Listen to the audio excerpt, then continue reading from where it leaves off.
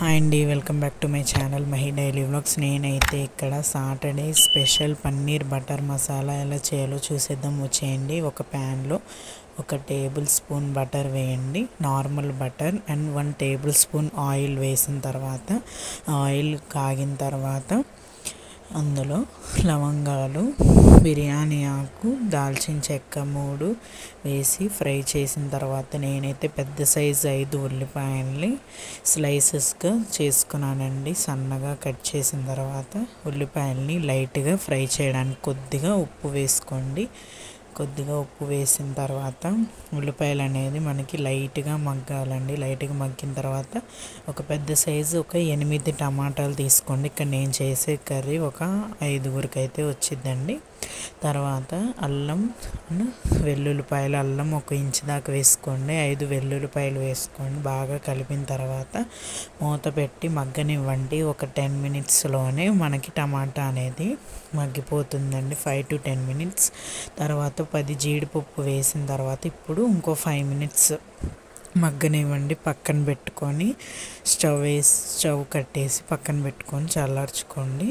చల్లారిన తర్వాత ఒక ప్లేట్లో 1/2 teaspoon garam masala, 1/2 teaspoon ధనియాల పొడి, 1/2 టీ స్పూన్ జీలకర్ర పొడి వేయండి. వేసిన తర్వాత 1/2 teaspoon red chilli powder వేయండి. వేసి 1/2 టీ స్పూన్ సాల్ట్, ముందుగా సాల్ట్ కొద్దిగా వేసుకోండి. అండ్ కొద్దిగా పసుపు వేయండి. సాల్ట్ మరీ ఎక్కువైపోతే బాగోదు కాబట్టి ముందు 1/2 టీ స్పూన్ వేయండి. నాకైతే మొత్తం మీద 1 స్పూన్ అయితే సరిపోయింది. ముందు నేను 1/2 టీ స్పూన్ వేసానండి.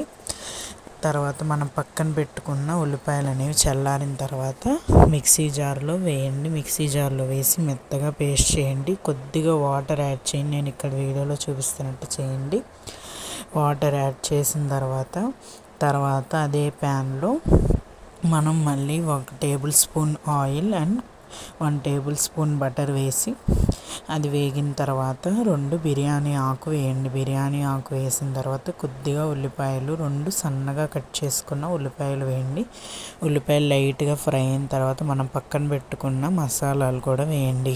మసాలాలు వేగిన తర్వాత ఆ మసాలాను కొద్దిగా వేగనిచ్చిన తర్వాత ఇప్పుడు పక్కన పెట్టుకున్న పేస్ట్ యాడ్ చేసి 1 టీ గ్లాస్ వాటర్ యాడ్ చేయండి. టీ గ్లాస్ వాటర్ యాడ్ చేసిన తర్వాత ఒక 5 మినిట్స్ ఉడకనివ్వండి. తర్వాత కస్తూరి మేతి క్రష్ చేసి వేయండి. వేసిన తర్వాత మనం పాల మీద మేగడ వేయండి. చాలా టేస్ట్గా ఉండిద్దండి. మేగడ వేసిన తర్వాత పన్నీర్ 200 గ్రామ్స్ లో ఫ్లేమ్లో పెట్టుకోండి, లేకపోతే అదంతా పడిపోతుంది. లో ఫ్లేమ్లో పెట్టుకొని 2 మినిట్స్ తర్వాత కొత్తిమీరను కొద్దిగా బటర్ వేయండి. చాలా టేస్ట్గా ఉండిద్దండి. ఇప్పుడు స్టవ్ ఆపేయండి. చూసారండి ఎంత క్విక్గా మన పన్నీర్ బటర్ మసాలా రెడీ అయిపోయింది. ఎలా ఉందో లైక్ చేసి కమెంట్ చేయడం మర్చిపోమాకండి. Subscribe to my channel.